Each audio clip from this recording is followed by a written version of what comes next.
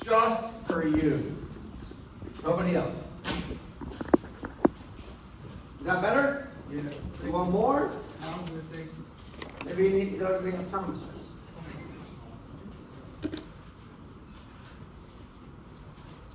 Well, what do you guys think? I can't believe you guys are copying it. All you have to do is download the damn thing. It's on Canvas.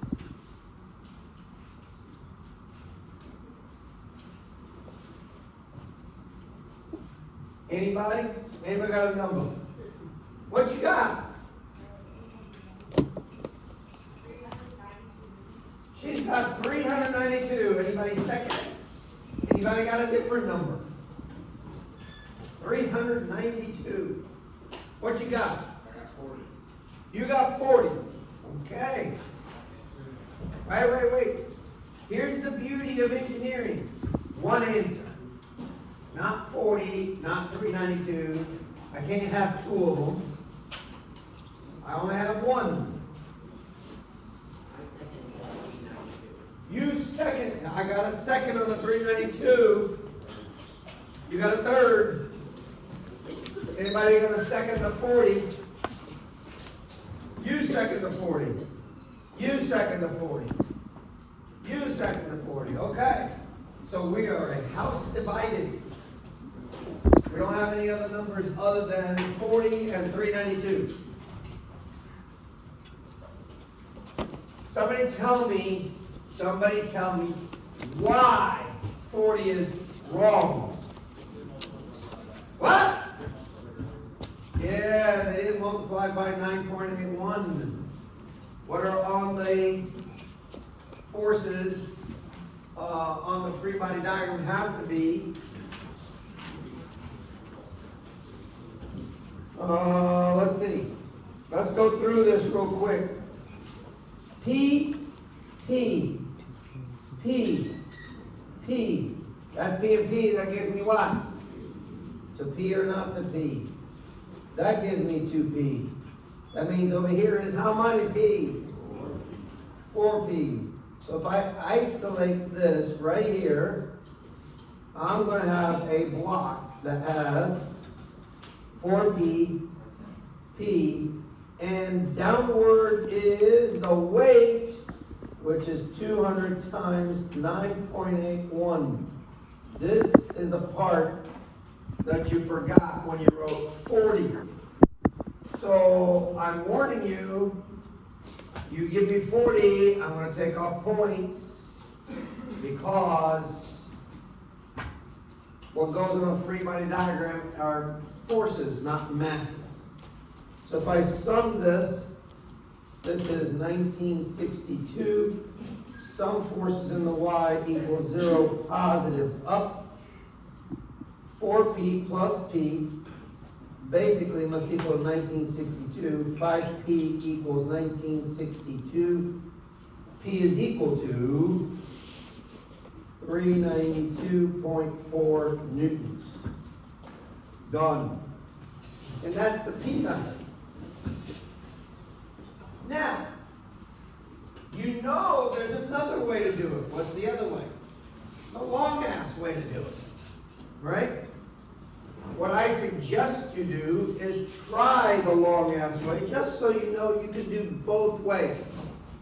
And the reason for that is, if I give you a bunch of weights for these, more than likely you'll probably want to do it using the long way. So let's call this A, let's call this B, let's call this C, and we'll call this D. What's the long way? I'm not going to do it. You know the answer. So if you do it the long way and you don't get 392.4, then you screwed something up. And if you need to, I can show it to you so you can see where you screwed up. Okay? So you isolate D, A, you isolate B, you isolate C. And write some force in Y, some force in Y, some force in Y, and you generate a bunch of equations, and now you solve those equations simultaneously to get 392. I drew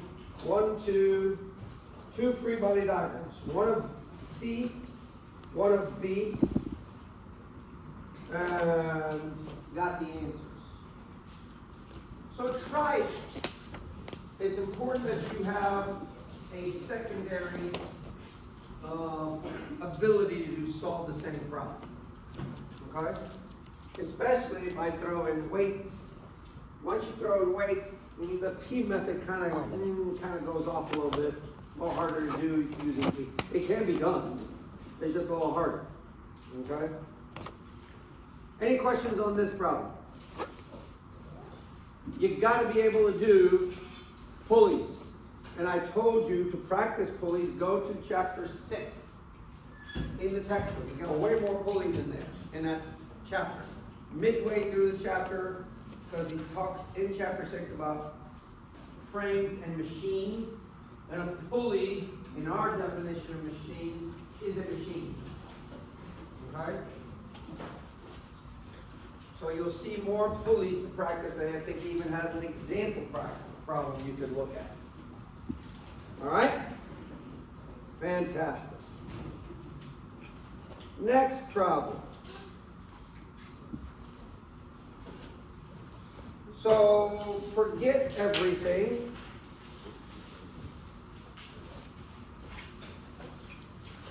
Forget everything. What's the first thing I notice right away? It is a 3D problem. What's the first thing I think about when I see a 3D problem? Hey, which way did he give me information? Did he give me alpha, beta, gamma? No. Did he give me double projection? No. Did he give me a bunch of distances? Yeah, I got 4 and 2 and 3 and 1 and blah, blah, blah. So instantly, once I see distances, my mind says the 5-step process. I gotta go into the 5-step process in order to put A, C, and B, D in terms of I, J, K. Agreed? That's the first thing that comes to my mind. And before I start the problem, what's the next thing I'm gonna look for? Yeah, the coordinate system. Is this Hibbler's? Yeah, because I took it out of Hibbler's textbook. It is Hibbler's. That doesn't mean I can't change the coordinate system. As long as I have a right-handed coordinate system, I'm okay. So I could, if I wanted to, make this X, this Y, and that Z. Still a right-handed coordinate system, agreed? Well, that's going to change where you place the 1s and the 5s and the 3s and 2s and so forth. Changes it dramatically. But that's not all I can do. I can make different coordinate systems here. I can make this X, this Y, and then put in a Z down here like so. So there's lots of ways I can do this, and I say to you, please try to look at the coordinate system first, make sure you understand what it is, and make sure it's going to be right-handed, but you need to be aware of the coordinate system so you know, hey, what does this really represent in terms of the coordinate system? Well, if it's Y in red, that's going to really not, that's going to be X, right? No. That's going to be X, Y. There's going to be Z. So be careful is what I'm saying. In this case, we're using this coordinate system. So the first thing I want to do is get all the dimensions in terms of coordinates on the line of action of the force. So I need B, I need D, I need C, I need A. Because those points are on the line of action of the force. Perfect. So let me go in there and do that. Along the line of action of the force. So if I convert everything,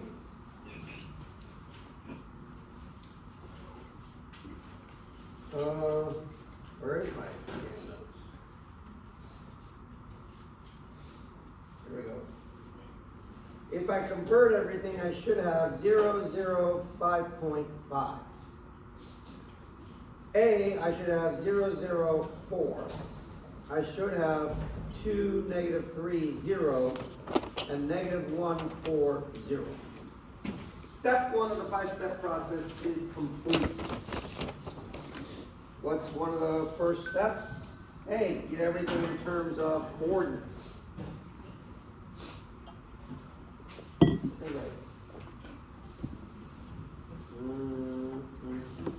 That's right.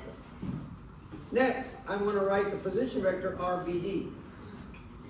That's XD, XB, YD, YB, ZD, ZB. That's a step I, who've been doing this 30 years, won't skip.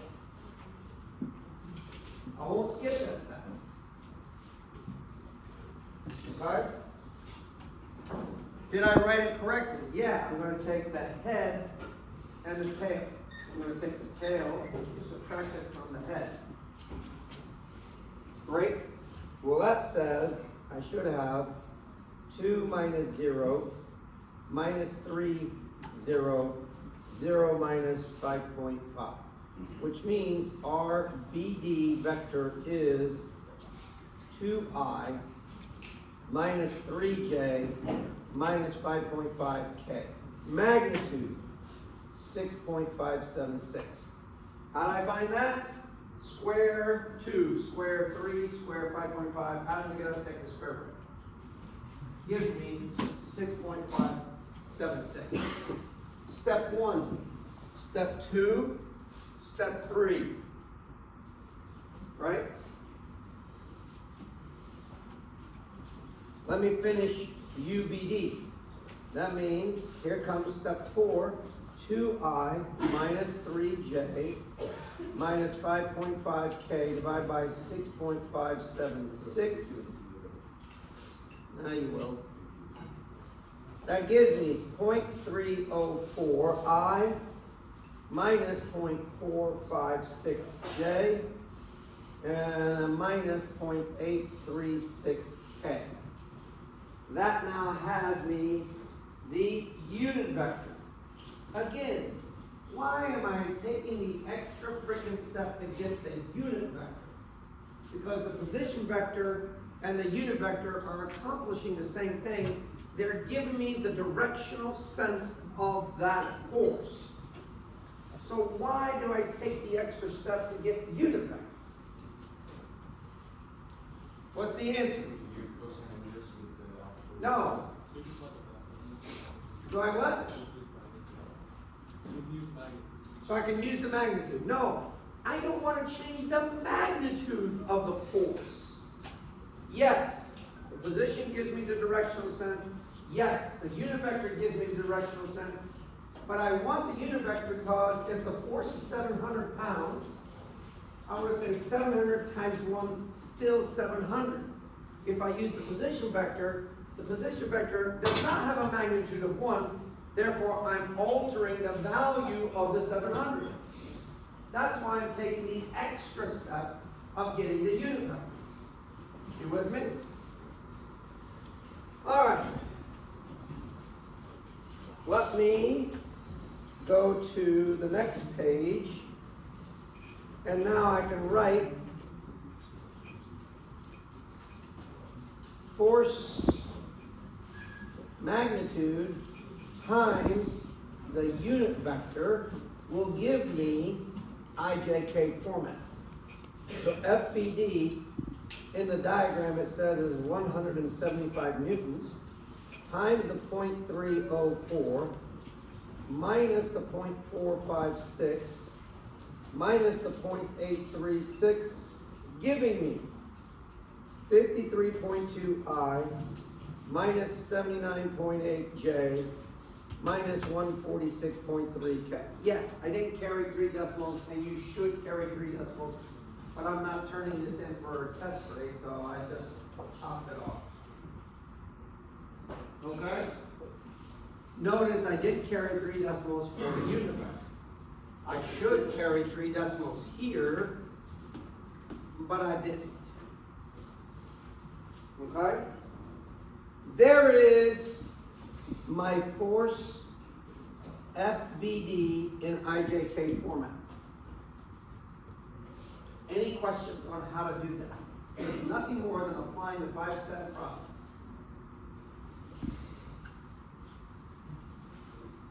Okay.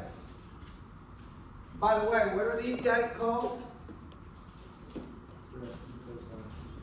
Those are the unit vectors, but they have a specific name. What are they called? Direction cosine. They're the direction cosine. The direction cosine. Right?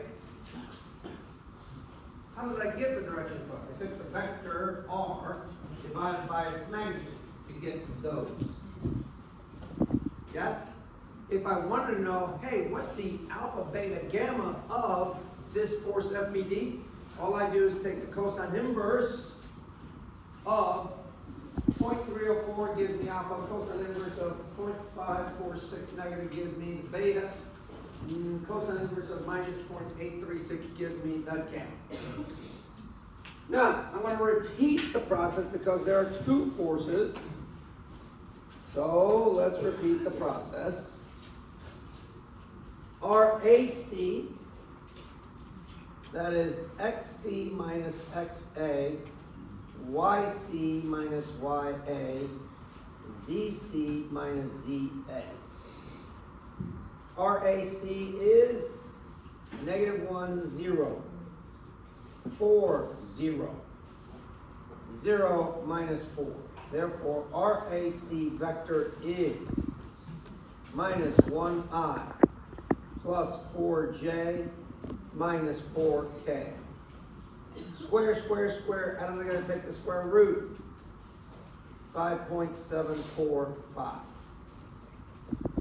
Now, unit vector says, hey, -1I plus 4J minus 4K divided by 5.745.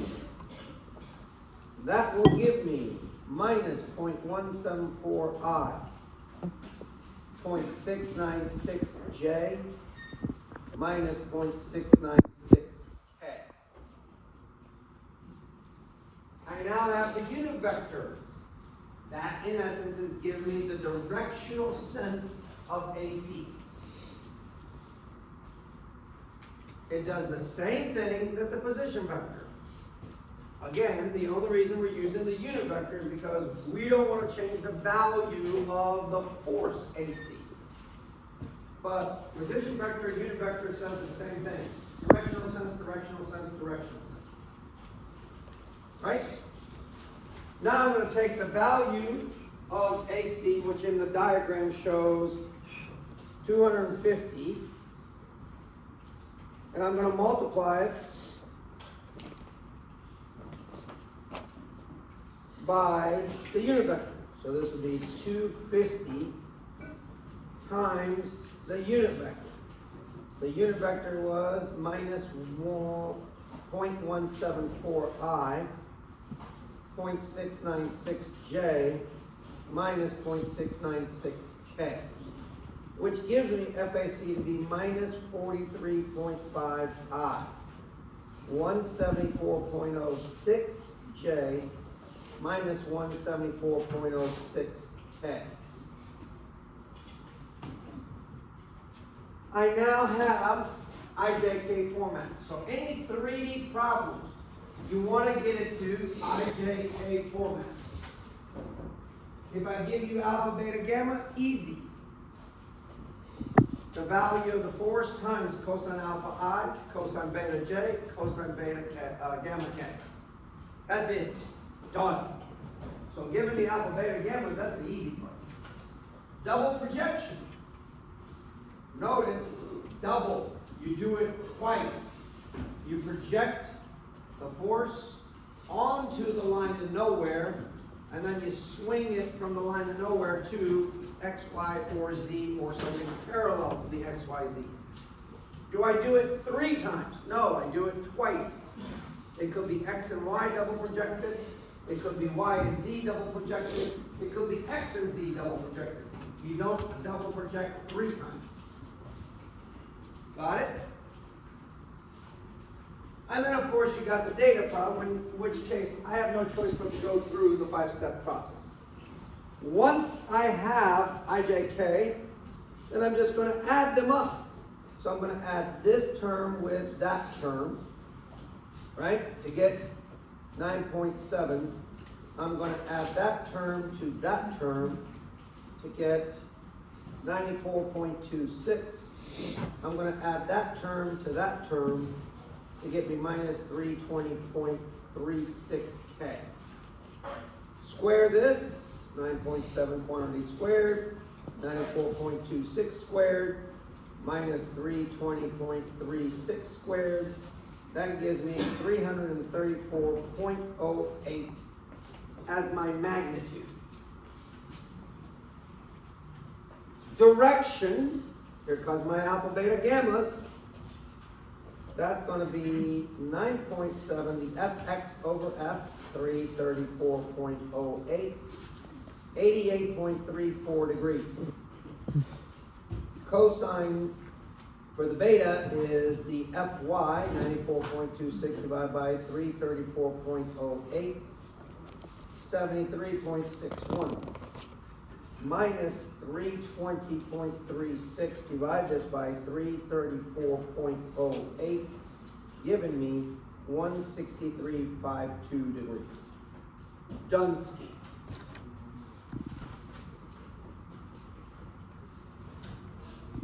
Yeah.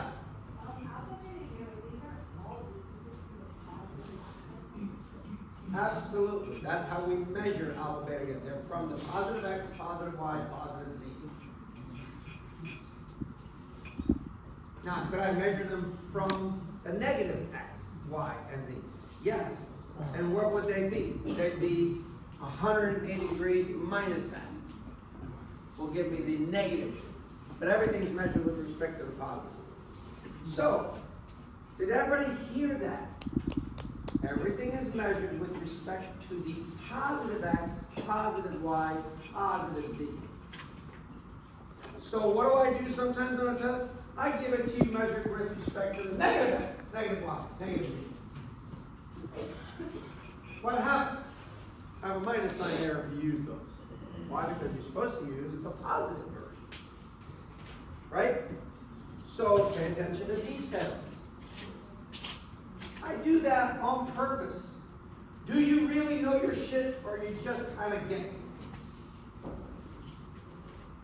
So one way to trick your asses is give you alpha in terms of the negative x, or beta in terms of the negative y.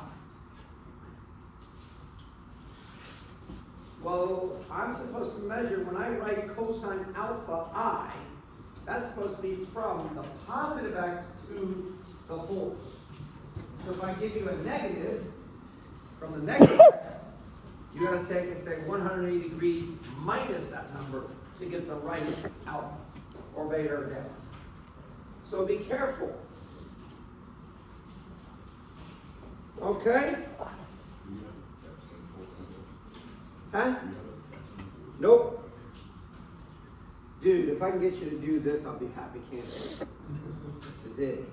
I'll be a happy camper if I can get you to do just that. Yes, of course. These are all relative to the positive axis. So these guys are here for you if you want to take pictures of it later, whatever. All right. Next problem.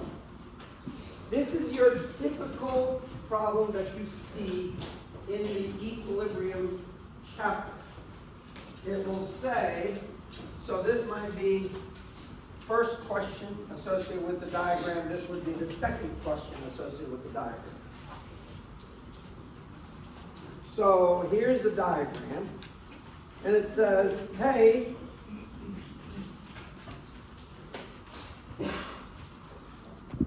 determine the forces in the cables if the cable and the bar if P is 100 newtons.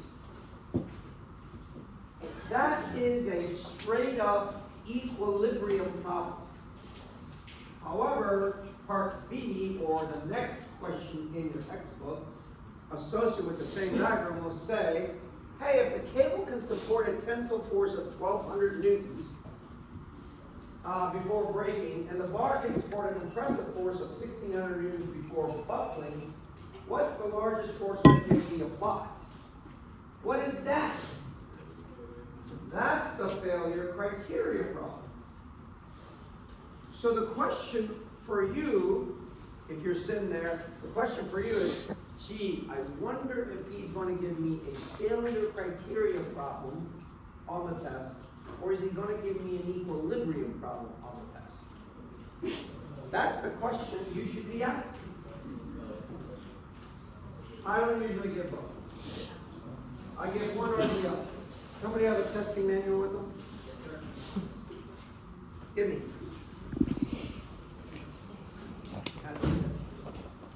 So usually this occurs in question number 2. So here's a question number 2. I just opened it up and boom. Now, let's ask this question. You know how to deal with pulleys? You see pulleys? So I go in here and I say, I'm ignoring all this bullshit, let's do the P method. What's the next thing you notice? Hey, there's some springs in parallel and series. C and B are in parallel. I reduce that down to a single spring. That spring now becomes in series with spring A. Agreed? Do you know how to deal with springs in parallel, springs in series? Okay. Next, block on an incline. We just did it this week. Block on an incline. Attached to a spring. Oh, and I got fancy and I put 2 blocks. Whoop-de-doo. You draw a free body diagram of one, you draw a free body diagram of the other. What the hell's the big deal? There is no reason. Okay? You with me? Now, the question becomes, hey, is this an equilibrium problem or a failure criteria problem? If you had to guess right away, what would you say? Do you see any strengths? There are no strengths. This is a straight up equilibrium problem. Let me see. Here you go. Question number 2 again. What do you see right now? If you had to guess equilibrium or failure criteria problem, which one would it be? Yeah, because I'm giving you strengths of these guys right here. So I have a failure criteria problem. Does it have pulleys? Yeah. Yeah. Does it have a block on an incline? Yeah. Yep. Does it have springs in series? Yeah. Yep.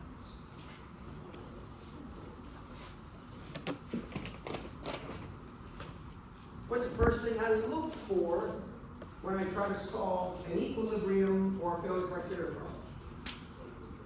Point of concurrency. Oh shit, there's 3 points of concurrencies. One at H, one at B, one at C. You can do that. I can have as many point of concurrences as I want.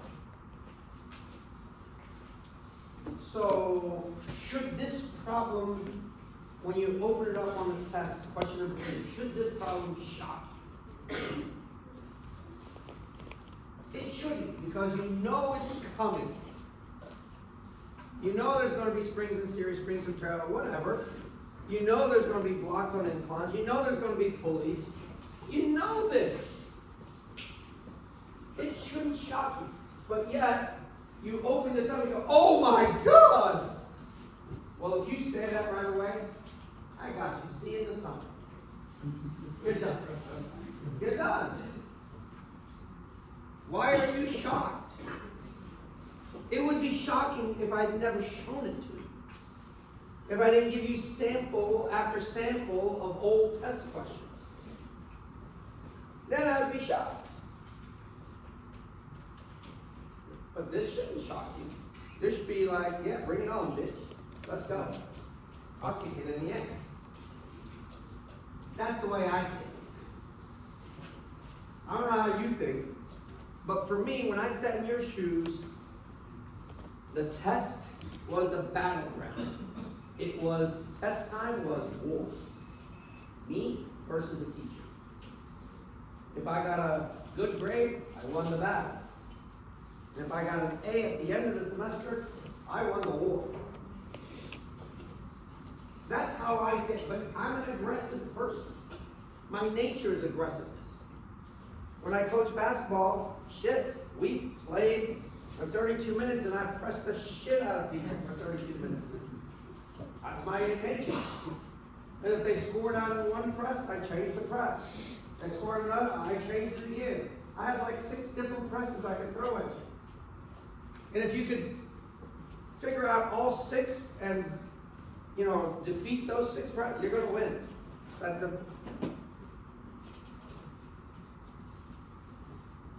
But I'm not the type that just backs up and says, okay, I'll send this home, I'll be patient. No. We ran you off court. My girls started conditioning the day after Labor Day. And condition was we ran and went to the weight room and lifted. By the time we tipped it up first game in November, we were gone. There were many times I was up by a lot and I had to say, stop! Walk it up! So I didn't want to embarrass the other team. And you could hear me scream, stop! Walk it up! But again, that's my aggressive nature. I don't solve a problem, I attack the problem. That's my mentality. This problem's not going to get the best of me.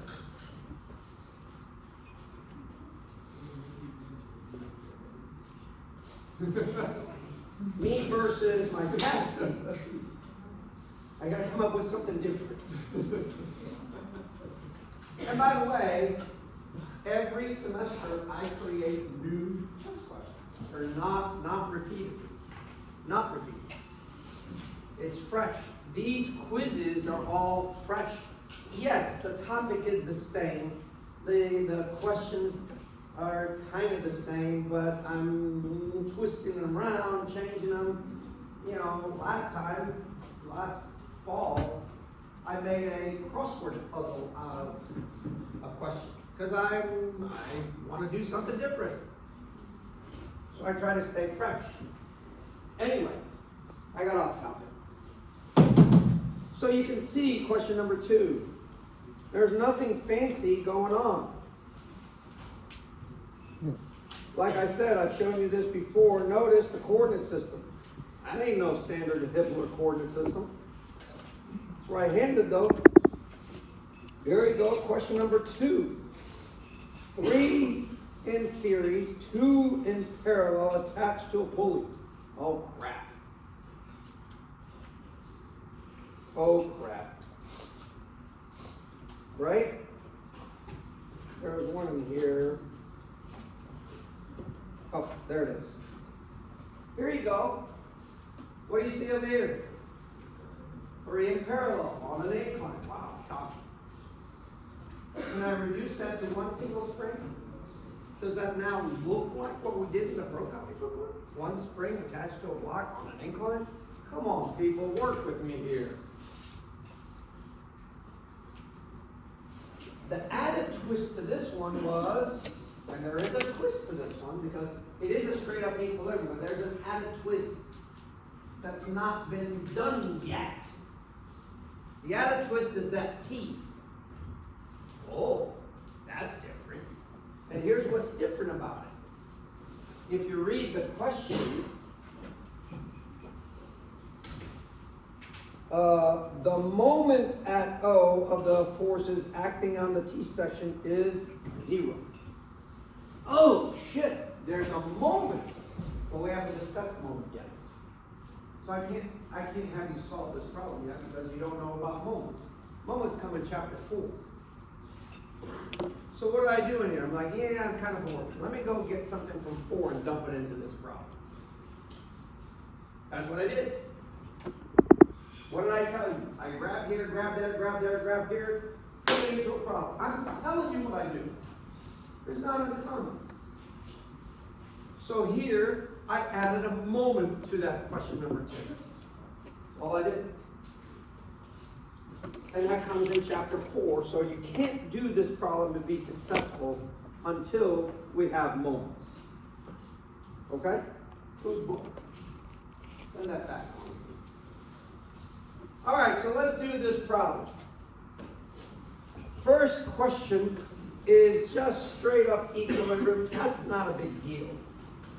Not a big deal at all. Oh, by the way, if you want to win a bet,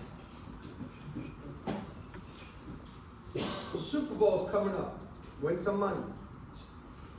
Wait, what day is Super Bowl again? Next Sunday. Oh, really?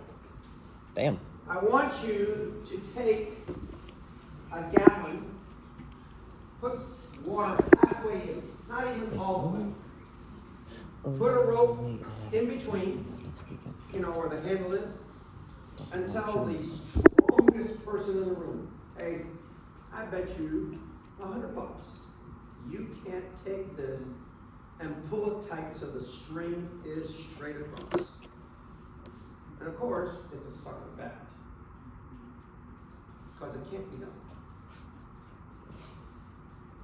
You'll win $100 easy. Just a regular jug of water, and you can tell them, hey, we're not even going to fill it all the way. Boom! Make the string straight. Not possible. Not possible. It's a sucker bet. Just so you know.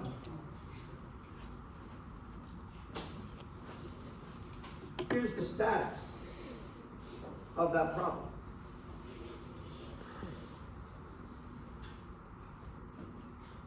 For the cord to stretch horizontally, theta has to equal 0. Right? In order for theta to equal 0, this would be sine of 0, which makes this what? It blows up. T has to be infinite. You can't do it. I don't care how fucking strong you are. It's not going to happen. Sucker back. You with me? Huh? Yeah, I want you to stretch the cord out so that the cord becomes straight. Not possible. Why? Because in order for this to be straight, alpha here or theta here has to be 0 degrees. What's the sign of 0? 0. And W divided by 0, that is infinite. You can't divide a number by 0. So, I have a little rhyme for you. And so no force, however great, can stretch a cord, however fine, into a horizontal line that shall be absolutely straight. In my part-time, I'm a poet, and I don't even know it. Love it. All right, next, let's do this problem. And if you win money, I want half. Hey, I gotta get something out of this. All right, so let's do the first part, which is equilibrium. There's the point of concurrency, right there.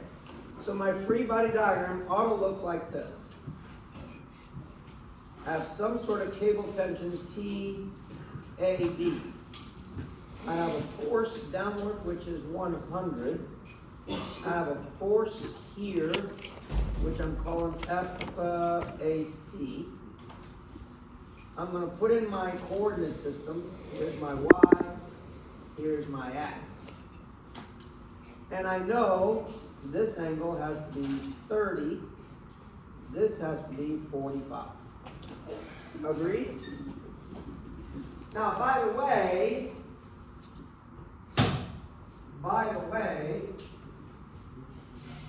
The directions I've shown there, pulling are assumed. I don't know that's for a fact.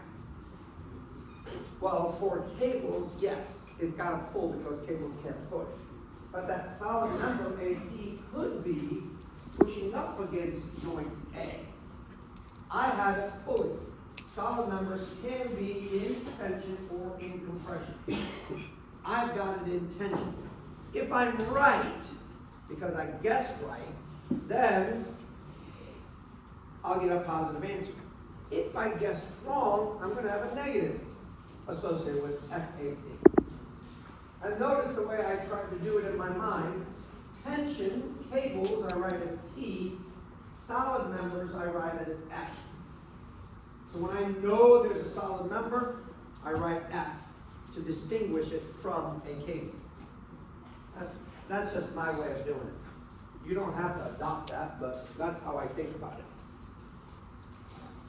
it. Equations. Some forces in the x equals 0, positive to the right. Fantastic. FAB cosine 30. What? Sorry, TAB. Yeah. TAB cosine 30 plus FAC cosine 45 equals 0. So TAB is equal to a minus 0.816 FAC. I already have a minus sign, which tells me, something's not in the right direction. That's really what that minus sign is already telling me. Some forces in the y equals 0, positive up. TAB sine of 30 minus FAC sine of 45 minus 100 equals 0. Or 0.5 TAB minus 0.707 FAC equals 100. You will. Now what do I have? Mathematical problem with two equations and two unknowns. Method of substitution. Dump equation 1 into equation 2 and solve. So all I'm doing is I'm taking this value and dumping it in here. Minus 0.816 FAC. Now I have one equation, one unknown, FAC. Okay. If I solve, TAB is equal to 73.2. FAC is equal to minus 89.7. What's the minus sign tell me? Hey, that value is wrong in directional sense. Got it? You with me? So it's not pulling, it's actually pushing up.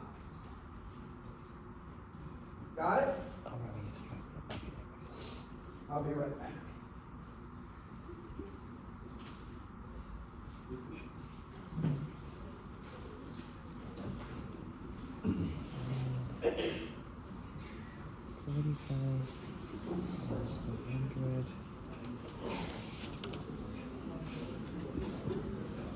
All forces in terms of W, or in terms of P, because now part B says, hey, tell me the largest value of P that can be applied. That's a failure criteria problem. Yes? Now, the common error in a failure criteria is you dump the values of the strength into the equations of equilibrium. If you do that, what you're going to find, especially in this case, the x equation of equilibrium is not satisfied. It does not go to 0. Gotta go to 0. So what should we do? we should turn all forces in terms of P. Now, free body diagram, does it change? The answer is no. So here's my free body diagram. It's still the same, TAB. I'm going to draw it as FAC, knowing full well that it should be the other way. Here is my force P. And of course, here's my X. Here's my Y. There's 30 degrees. There's 45 degrees. Equations of equilibrium come next. That doesn't change. Some forces in the X equals 0. Positive to the right. TAB, cosine 30, plus FAC, cosine 45, is equal to 0. TAB is minus 0.816 FAC. Well, shit, that's the same exact equation we had before. Yup. You're absolutely right, it is. Some forces in the Y equals 0, positive up. TAB, sine 30, minus FAC, sine 45, minus P equals 0. Before we had 100 here, now it's P. So this is 0.5 FAB minus 0.707 FAC, T here, is equal to P. That's equation 2. Nothing seems to have changed other than the equation changed from 100 to P. You're right. Nothing has changed, really. Now here comes the substitution. 0.5 times minus 0.816 FAC minus a 0.707 FAC equals P. Well, if I do this, this is going to say FAC is equal to minus 0.897 P. If I take this, dump it back here, I'm going to get TAB equal to 0.732 P. You with me? So when I dump this in and solve and then isolate the FAC, I'm going to get this value, 0.897. So divide everything out, I'll get that. Dump it back in here, I'll get TAB in terms of P. Remember, you got to get all forces in terms of P. I just did. Now I apply the failure criteria. If TAB is equal to 1200 newtons, then I'll have 1200 is equal to 0.732 P. P therefore is equal to 1,640 newtons. If FAC is equal to 1,600 newtons, then 1,600 is equal to 0.897 P. Forget the negative, because the negative, all it's telling you is, hey dude, it's the opposite direction. Then P is equal to 1,780 newtons. P max, therefore, has to be the smallest of the two values, which in this case is 1,640 newtons. So what's going to break first? The bar or the cable? Cable. That's going to break first. Okay? That is a failure criteria problem. I highly recommend when you get to chapter 3, you do some failure criteria problems. And you'll see them clear as day. First part will be equilibrium, the second one will say, hey, the tensions of the cables are all 500 newtons. That's the maximum tension. Solve for double. You know it's a failure right there. Okay? Who's not with me?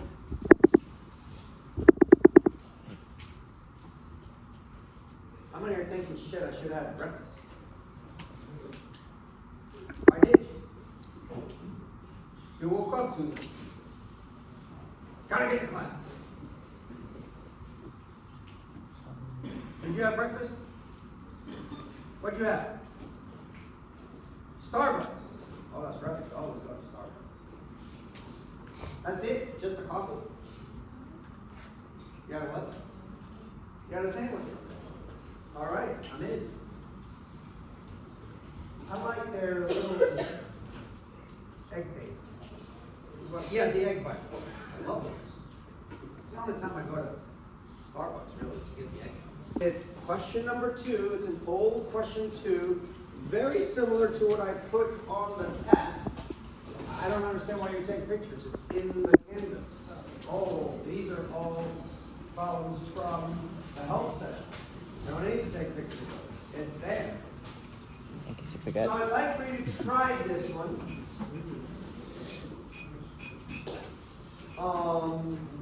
And we'll do this one next Friday. I don't want to do it because I'd like for you to try it and go through it, see if you can get the answers. Question: have you done this one? Or not I'll give you the answers, that way you can check yet? yourself. Okay, just manually might review this. But I will go through it next time. What? Yeah. Here are the answers. Weight of B, which you're asked to find, was 39.56.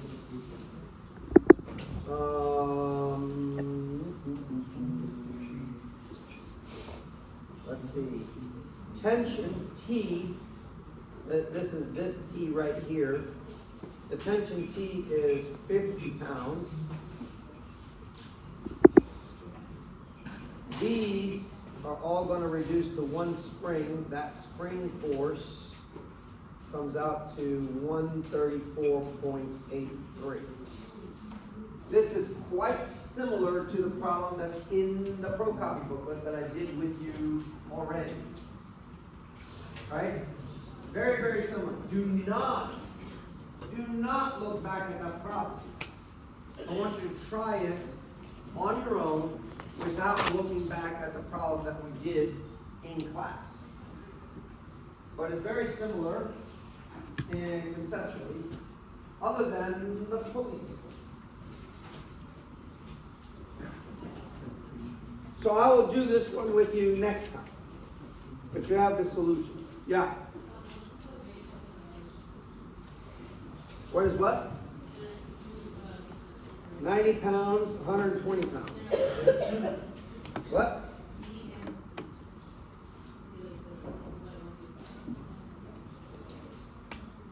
Oh, you mean up here? You want those answers too? This will be enough.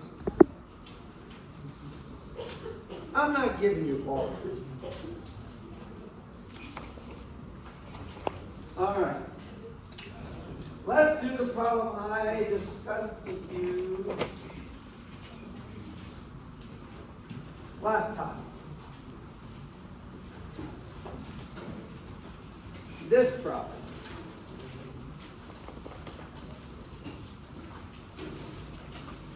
Oh, and by the way, there's another problem you should try to do for next week. Let me pull it out. This is also in the help section.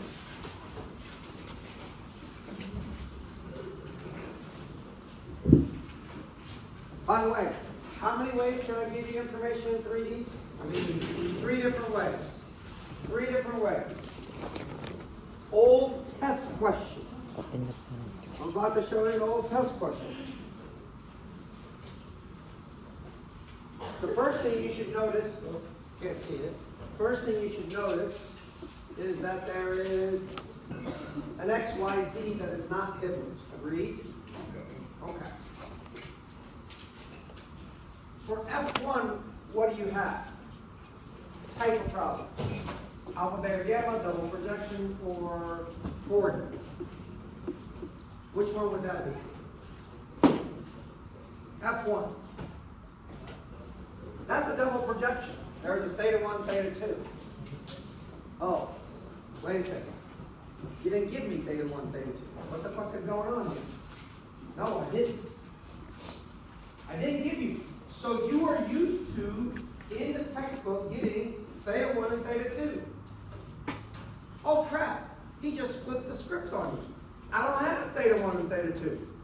What the hell do I do? Panic, cry, call the teacher names. Yes, you can do all of the above. Will it help you solve the problem now? Please note, if I take something away from you, in order for you to be able to solve it, I have to give you something back. Maybe something different than what you're used to, but I'm giving you something back so you can solve the problem. Okay? Well, what the hell did I give you? Oh, look, read the question. It says a rectangular component, fx and fy, of f1, which is where the theta 1, theta 2 is at. 60, positive 60, negative 80. So I took away 2 pieces of information, theta 1, theta 2, but I gave you 2 pieces back. And I gave you fx and fy for f1. You're not used to that. There aren't that many problems in the textbook like that. So what did I do? I flipped the script on you, hoping that you would panic. And you will. Because you'll say, I didn't see this before. You know what? There's a whole world waiting for you where you might not see every single thing out there until you see it for the first time. It's going to happen. And there are things outside the real world that you're going to see, there it is again. We're going to repeat the same process. Yes, that will happen too. Okay? So here, this is 0, 0, 0. This is negative 4, 4, 2. What am I going to do there? It's a 5-step process to get that force in IJK. What do I have here? 60 and 35. What's this angle? Oh, I don't have it. Ah, shit. What do? The identity. Yeah. Now, please note, this is not sitting in the XY plane. 60 and 35 don't sum to 90. So it's not sitting in it, it's sitting out in space. And that's why there is a alpha, beta, and this angle, gamma. Notice everything's measured with respect to the positive x, positive y, positive z. Okay? So try this one. Again, it's in the help session. You can download it, print it out, etc., and work on it. It gives you something different than what you're used to. So I'd like for you to try it, because it was an old test question. Okay? All right. Let's go back to that one problem that we were discussing, this one, and work on it.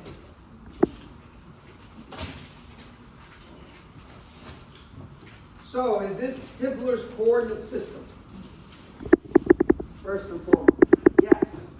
Which way am I given information?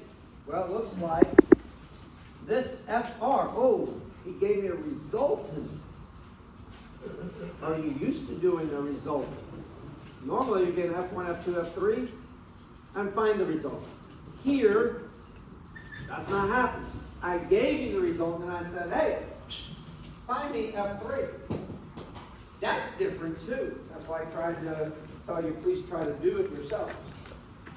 So notice this guy is sitting in the ZX plane. This guy is a double projection. And this guy is somewhere out in space that I don't know. This one is acting straight down. So the first thing I'm going to do is express all forces in IJK format. That's what you do with every 3D problem. single force resultant is 120 times cosine 45. Well, cosine 45 puts me here. That's the line to nowhere. That is 120 cosine 45. We call it the line to nowhere because it's not x, it's not y, it's not z, it's not parallel to x, it's not parallel to y, it's not parallel to the z. Agreed? Now, I swing it, sine of 30 puts me here. That is parallel to the x, so I should have sine 30i. If I swing it from here, cosine 30, that should put me on the y.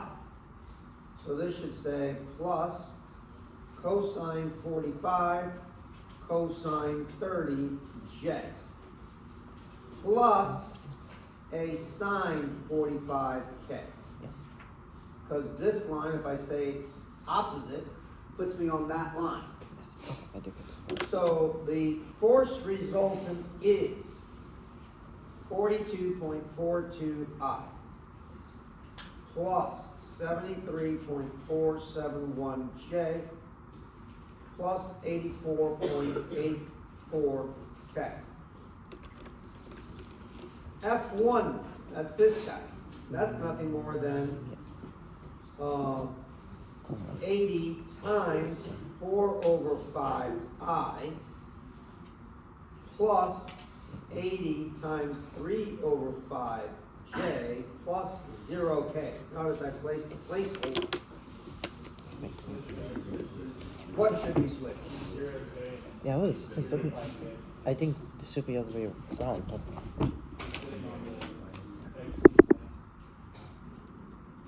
Ah, yeah.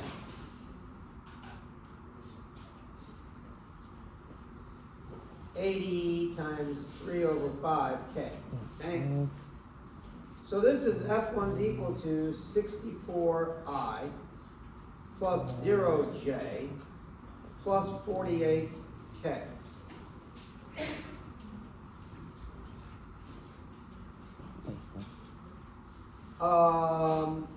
F2, negative 110k. F3 is, I'm going to just generically write it, F3xi plus F3yj plus F3zk. Or I could write it as F3 cosine alpha I, cosine beta j, cosine gamma k. I could do that. I just generically wrote it x, y, and z. What do I know? Single force result's got to be equal to F1 plus F2 plus F3. Because that's what a resultant does. So now I have 42.42I plus 73.471J plus 84.84K is got to equal to 64I plus 0j plus 48k plus a minus 110 plus F3xi plus F3yj plus F3zk. That has to be true. Now equate i's on the left with i's on the right. So the i's are 42.42 is equal to 64 plus F3x. That's going to say F3x is equal to minus 21.58. J's 73.471 must equal to a 0, here's the J, here's a J, plus F3y. That's going to say F3y is equal to 73.471. K's 84.84 must equal to, all the K's on the left, That's gonna be 48 minus 110 plus F3Z. That implies F3Z is equal to 165.606.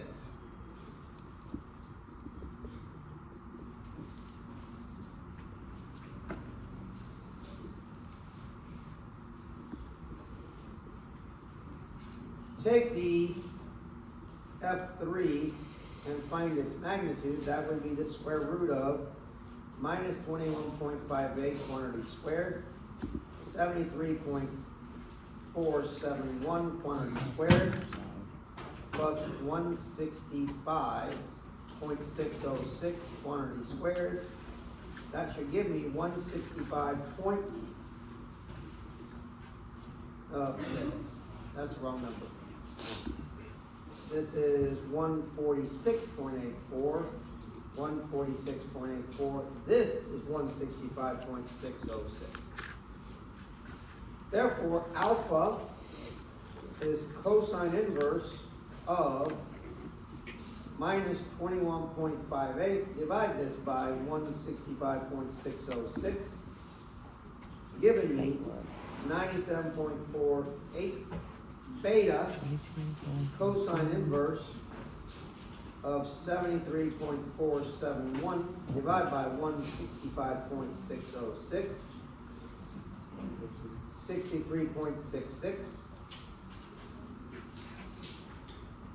Gamma cosine inverse of 146.84, divide this by 165.606. 27.54 degrees. So it asks to determine the coordinate direction angles and magnitude of F3. I just did. There's the magnitude, there's the coordinate direction angle. It says find me the coordinate direction angles of F1 and FR. Should be able to do those pretty easily. Cosine inverse of Fx over F. Beta, cosine inverse of Fy over F, etc. I'll give you the answers to those. For F1, they should be alpha 36.86, beta 90, gamma 53.13. For the force resultant, alpha is 69.29.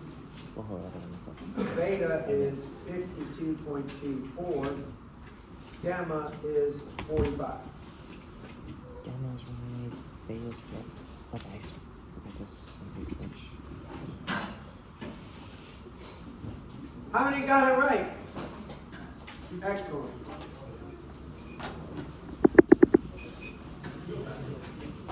I can go back to the other page.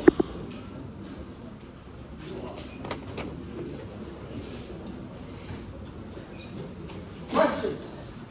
Thoughts, comments, ideas? Anything about any of us?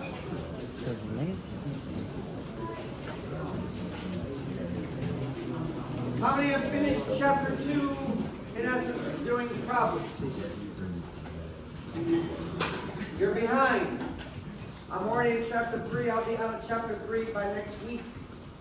So you are behind. Get busy. Get into chapter 3. If you're still in chapter 2, you got to move. You got to move on. Make it.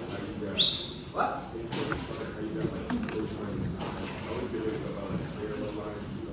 You mean the double projection? Yeah.